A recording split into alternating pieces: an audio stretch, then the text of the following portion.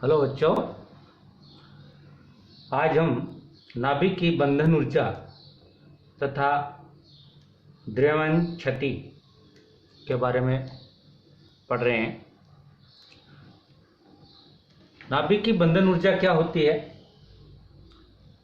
क्योंकि हम जानते हैं कि नाभिक के अंदर न्यूक्लियस प्रोटॉन्स होते हैं, न्यूट्रॉन प्रोटॉन, और उनको न्यूक्लियस को बांधे रखने के लिए जो ऊर्जा चाहिए उस ऊर्जा को हम क्या कहते हैं? बंधन ऊर्जा कहते हैं। और अगर हम देखें कि यदि कोई भी एक नाभिक है जिसका परमाणु क्रमांक मान लो Z है, तथा उस नाभिक की जो बंधन ऊर्जा है, उस नाभिक की बंधन ऊर्जा हमने मान ली, उसे हम क्या B से मान के चल रहे हैं, तो बंधन ऊर्जा क्या है? BAZ। यानी कि कोई भी अपने पास ZXA हम क्या है कि एक नाभिक ले रहे हैं, जहाँ Z क्या है उसके एटॉमिक नंबर है और A क्या है? मास नंबर है। A क्या अपने पास यहाँ पर है? मास नंबर, और ये है अपने पास एटॉमिक नंबर। तो अगर अपने पास क्या है कि हम इसको बंधन ऊर्जा को, बाइंडिंग एनर्जी को अपने पास BAZ से अपने पास इस पर लिख सकते हैं, तो इसकी बंधन ऊर्जा को हम इस प्रकार से परिभाषित कर सकते हैं कि ZMP plus A minus ZMN minus MAZ to C square, जहां पर MP क्या है? मास ऑफ प्रोटॉन है, मास ऑफ प्रोटॉन। A जो Mn है वो क्या है? मास ऑफ न्यूट्रॉन है।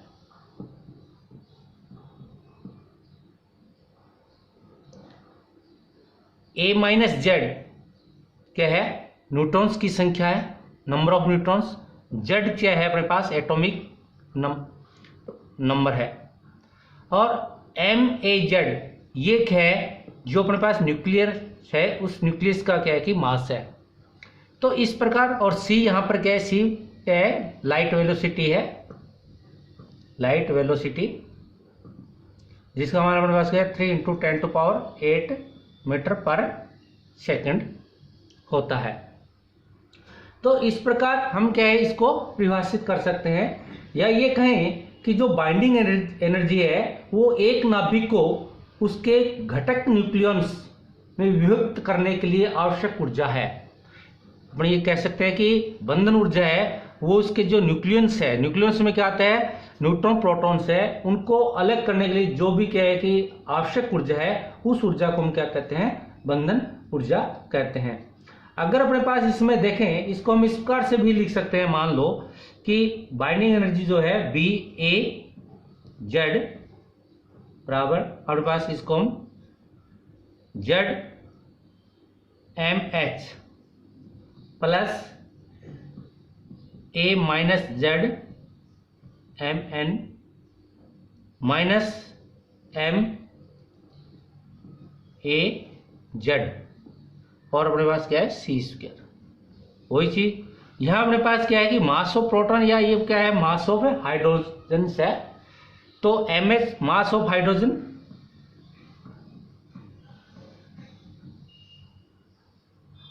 और MN के मास ऑफ न्यूट्रॉन सही, और ये मास ऑफ क्या है? न्यूक्लियस है, और C अपने पास क्या यहाँ पर? लाइट वेलोसिटी है।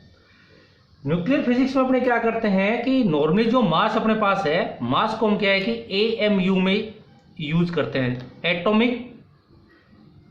एटॉमिक मास, और U यूनिट के अंदर पर क्या है इसको हम यूज करते हैं। तो इसलिए बाइंडिंग एनर्जी का मान क्या है कि एक ये कहें कि स्थायी नाभिक के लिए क्या है? धनात्मक होता है, पॉजिटिव होता है। तो इस प्रकार यदि अपने पास E इक्वल टू, अगर अपने पास देखें कि E इक्वल टू क्या होता है? MC स्क्वायर होता है, तो एक AMU एक AMU में अपने पास कितनी एनर्जी अपने पास इसमें होगी, तो इसको आप ये लिख सकते हैं कि E इक्वल टू mc²। अपने पास एक AMU का जो मास होता है वो कितना होता है 1.67 इंटू 10⁻27, और C की जो वैल्यू है वो कितनी है 3 इंटू 10⁸ मीटर पर सेकेंड। तो ये अपने पास कितना आएगा 9 इंटू 10⁻16 आ गया अपने पास। और अगर अपने पास ये इसको इलेक्ट्रॉन वोल्ट में अगर इसको कन्वर्ट करते हैं तो क्या आएगा 1.6 इंटू 10⁻−19, और अगर इसको अपने पास क्या है कि मेगा इलेक्ट्रॉन वोल्ट में कन्वर्ट करते हैं तो ये आ जाएगा मेगा इलेक्ट्रॉन वोल्ट पर C²। तो इसकी जो वैल्यू है वो अपने पास अगर इसको कैलकुलेट करते हैं तो कैलकुलेट करने पर इसकी जो वैल्यू है वो अपने पास क्या है 931, ये लिख सकते हैं 931.5 मेगा इलेक्ट्रॉन, इसको क्या लिख सकते हैं मेगा इलेक्ट्रॉन वोल्ट पर C² इसको लिख सकते हैं। यानी कि अगर किसी का भी अपने पास एक मास की जो वैल्यू है अगर वो आती है जो भी आएगी AMU में, अगर उसको 931.5 मेगा इलेक्ट्रॉन वोल्ट पर लाइट वेलोसिटी स्क्वायर के से मल्टीप्लाई करते हैं तो क्या है उसकी हम क्या कि बाइंडिंग एनर्जी याद कर सकते हैं।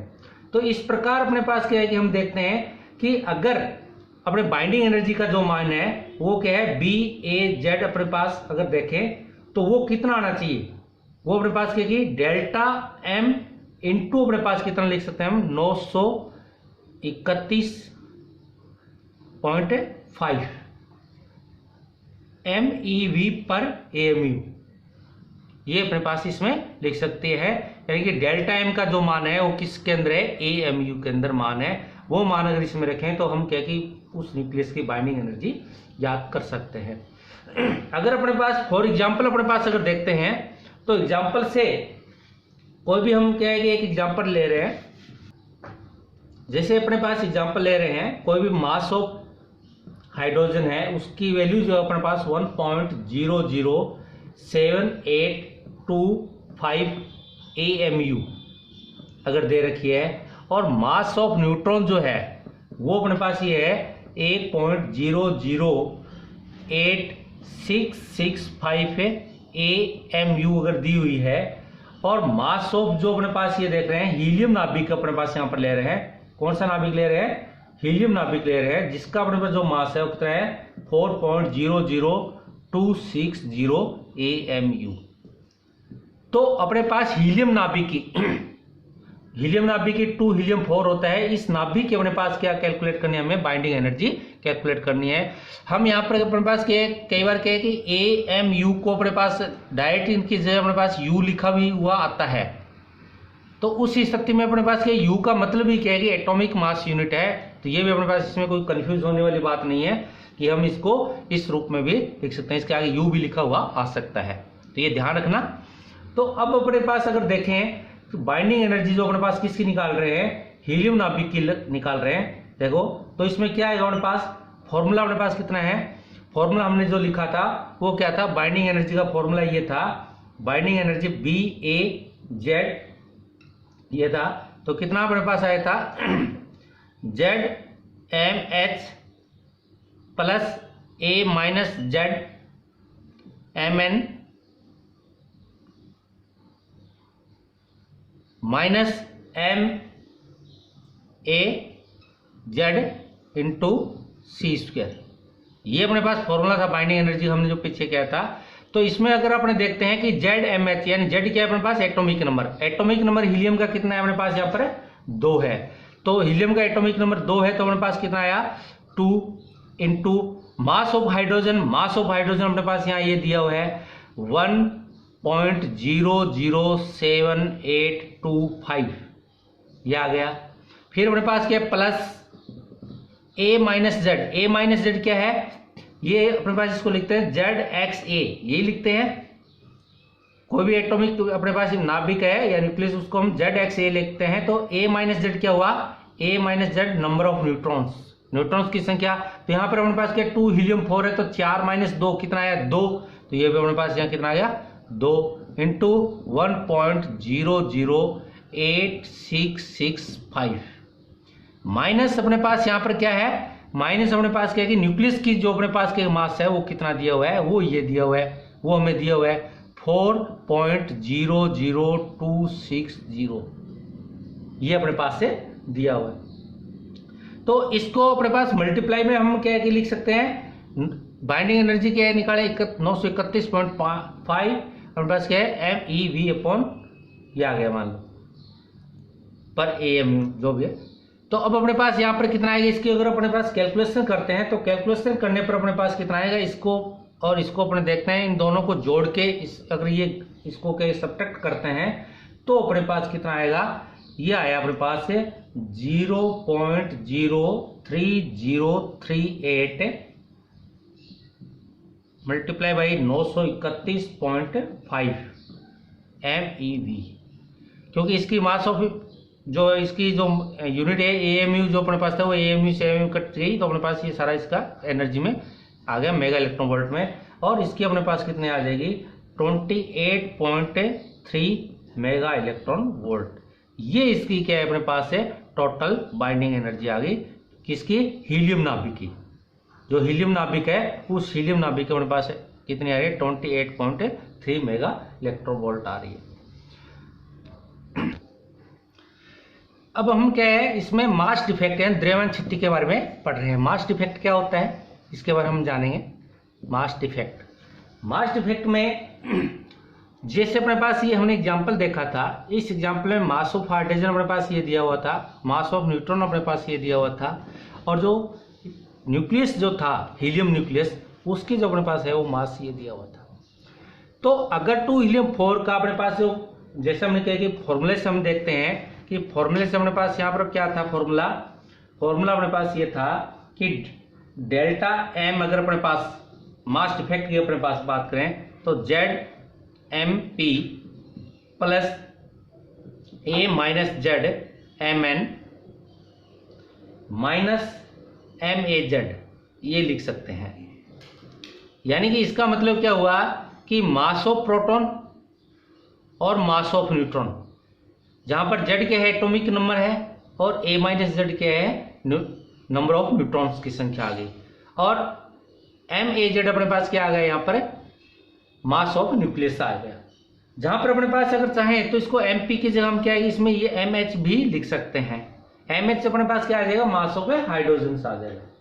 तो इस प्रकार यदि देखते हैं तो अगर जैसे हम न्यूक्लियस ये अपने पास हीलियम नाभिक के लिए अपने पास बाइंडिंग एनर्जी ज्ञात की थी, तो यहाँ पर अपने पास इसको जैसे ZMH की वैल्यू ये थी अपने पास, A माइनस ZMN की वैल्यू अपने पास क्या है यहाँ पर ये थी, और माइनस अपने पास क्या था 4.0 ये अपने पास न्यूक्लियस का था। तो इन तीनों का अपने पास देखा था हमने, इसको सोल्व किया था, तो यहाँ पर अपने पास जो वैल्यू आई थी वो ये आई थी 0.03038, यानी कि ये जो है इसकी वैल्यू है वो क्या है डेल्टा M के इक्वल होती है, यानी कि ये मास डिफेक्ट कहलाती है। यानी जो इस कमी को अपने पास क्या कहते हैं, ये नाभिक की क्या द्रव्यमान क्षति कहलाती है।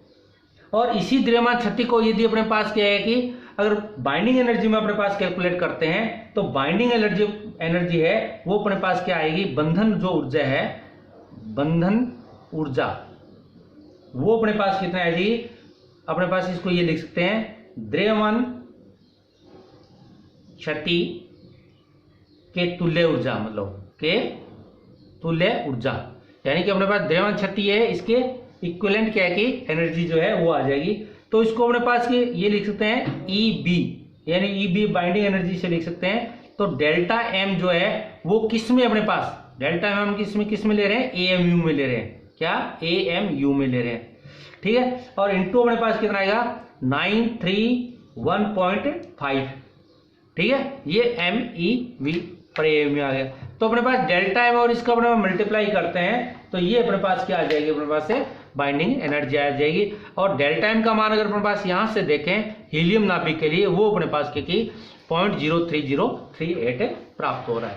तो इस प्रकार अपने पास क्या है कि जो न्यूक्लियस है उसकी बाइंडिंग एनर्जी तथा मास इफेक्ट के बारे में हमने क्या है पढ़ा। अब अगर अपने पास इसके अगला जो देखें इसमें पैकिंग फैक्टर क्या होता है। पैकिंग फैक्टर यानी संकुलन गुणांक। पैकिंग फैक्टर क्या होता है, पैकिंग फैक्टर को हम इस प्रकार से परिभाषित कर सकते हैं, जैसे मान लो पैकिंग फैक्टर पैकिंग फैक्टर को आप कैसे परिभाषित करेंगे, इसको अपने स्मॉल एफ से लिख सकते हैं, small f equal to m minus a upon a, या इसको अपने लिख सकते हैं डेल्टा अपॉन ए। अब m क्या है, m एग्जैक्ट मास अपने पास कह सकते हैं, जो न्यूक्लियस किसी परमाणु जो है, किसी परमाणु का एग्जैक्ट मास है, और जो a है वो उसकी क्या एटॉमिक नंबर है, a अपने पास एटॉमिक नंबर है, ये एटॉमिक नंबर, और m जो है वो m क्या है, एग्जैक्ट मास। तो इस प्रकार से एग्जैक्ट मास माइनस एटॉमिक नंबर और अपॉन एटॉमिक नंबर जो है वो अपने पास क्या कहलाता है, पैकिंग फैक्टर कहलाता है। इसको परिभाषा के तौर पे हम ये भी लिख सकते हैं, यदि किसी भी परमाणु के एग्जैक्ट जो अपने पास मास है तथा या उसके द्रव्यमान संख्या का जो अंतर है, एग्जैक्ट मास तथा द्रव्यमान संख्या का जो अंतर है वो के प्रति एकांक द्रव्यमान संख्या होती है, उसको हम क्या कहते हैं, उस परमाणु का पैकिंग फैक्टर कहलाता है, जिसको हम क्या इस प्रकार से लिख सकते हैं। इस संबंध में अपने पास क्या है कि जो एग्जैक्ट जो अपने पास मास है उसको अपने पास क्या है कि इसको आप चाहो तो इस फॉर्मूले को ये भी लिख सकते हैं, m इक्वल टू अपने पास क्या लिख सकते हैं, a इंटू 1 प्लस एफ, यानी यहां से अपने पास इसको अगर करते हैं, इसको सॉल्व करते हैं तो इसको अपने पास ये भी लिख सकते हैं, m equal to a bracket में 1 प्लस एफ लिख सकते हैं। और अपने पास जैसे मान लो अपने पास कोई भी एग्जाम्पल लें, सपोज करो अपने पास क्या है कि 3 लिथियम 7 का अपने पास एग्जाम्पल लेते हैं, और इसका अगर अपने पास लिथियम का अपने पास एग्जैक्ट जो मास है अगर वो दिया हुआ है 7.016005 अगर दिया हुआ है, तो उसका अपने पास जो पैकिंग फैक्टर निकालना है, तो इसका अपने पास पैकिंग फैक्टर कैसे निकालेंगे। पैकिंग फैक्टर अपने पास क्या, इसका एग्जैक्ट मास दिया हुआ है, तो पैकिंग फैक्टर के अपने पास परिभाषा से अपने पास क्या आएगा, F इक्वल टू अपने पास क्या आएगा, m माइनस ए। एम अपने पास कितना दिया हुआ है, 7.016005 माइनस ए अपने पास जैसे क्या होता है ZXA, अपने पास जैसे मैंने बताया था कि ZXA, यहाँ a की वैल्यू अपने पास कितनी है, 7 है, और Z की अपने पास वैल्यू कितनी है, 3 है। तो अपने पास a का मान कितना है, 7, और अपॉन अपने पास कितना आया, 7। तो अगर इसको अपने पास सॉल्व करते हैं, सॉल्व करेंगे तो कितना आएगा, 2.2864 इंटू 10⁻³ आ जाएगा। तो ये क्या है, इसकी क्या है कि पैकिंग फैक्टर की वैल्यू आ गई। अगर अपने पास देखें तो इसका एक थोड़ा मैं ग्राफ से भी आपको समझा सकता हूं, इसको देखें, ये पैकिंग फैक्टर अपने पास के, इसके लिए हमने एक ग्राफ जो है, ये ग्राफ क्या है, इसकी जो दे रखा है वो सेमी एम्पिरिकल मास जो है वो, तथा इसके बारे में अपने पास दिया हुआ है, तो ये एटॉमिक नंबर है, एटॉमिक मास नंबर है, और ये जो अपने पास के पैकिंग फैक्टर एफ की वैल्यू दी हुई है, पैकिंग फैक्टर एफ की वैल्यू दी है, और इधर अपने पास क्या ये डेल्टा है, जो डेल्टा क्या आता है अपने पास m माइनस ए की वैल्यू जो होते हैं, डेल्टा क्या है, m माइनस ए है। तो अगर इस ग्राफ से यदि हम देखते हैं तो इस ग्राफ से ये जो ग्राफ अपने पास ये आ रहा है, ये ग्राफ अपने पास किसका है, पैकिंग अपने एफ का जो ग्राफ है, पैकिंग फैक्टर एफ के साथ हम एटॉमिक मास नंबर का इस ग्राफ है। और अपने पास अगर डेल्टा की बात करते हैं अपने पास कि जो है उसका जो ग्राफ अपने पास के इस प्रकार से ये आता है, अपने पास एटॉमिक मास नंबर के क्या मास नंबर के साथ। तो अगर इसके लिए अपने पास देखते हैं तो इससे हम क्या कुछ कंक्लूजन निकाल सकते हैं कि अगर a लेस देन 20 जो है तो उसके लिए जो अपने पास पैकिंग फैक्टर का जो मान है वो 20 से नीचे अपने पास पैकिंग फैक्टर का जो मान है वो क्या होता है, पॉजिटिव होता है ये। तो ये क्या अपने पास इसके लिए जो है उसका मान पॉजिटिव होगा अपने पास। अगर अपने पास दूसरा इसमें देखते हैं कि 180 greater than a greater than 20, अगर इस बीच में देखते हैं यानी कि अपना 20 से ज्यादा, यानी कि 20 से इसका मान क्या है, 20 से ज्यादा, और क्या है कि 180 से कम यहां तक अपने पास, तो इसके बीच का जो मान है वो क्या है, इसका नेगेटिव मान हमें प्राप्त होता है। और a ग्रेटर देन 180 के लिए इसका मान फिर क्या है कि जो इसमें पैकिंग फैक्टर का जो मान है वो 180 से ऊपर जैसे अपने पास जाते हैं तो इसका मान अपने पास क्या आ जाता है, ये वापस पॉजिटिव आ जाता है, ये पॉजिटिव है। तो इस प्रकार अपने पास लिख सकते हैं। और अपने पास जैसे डेफिनेशन अपने पास है कार्बन 12 की अगर परिभाषा से अगर देखते हैं तो कार्बन 12 के लिए अपने पास क्या पैकिंग फैक्टर का मान है, F का मान वो कितना होता है, 0 होता है, जो अपने पास इस लाइन में अपने पास दिया हुआ है। तो इस प्रकार पैकिंग फैक्टर का क्या कि मास नंबर के साथ हम क्या कि इस प्रकार से इसका अध्ययन कर सकते हैं। आज के लिए इतना ही, धन्यवाद।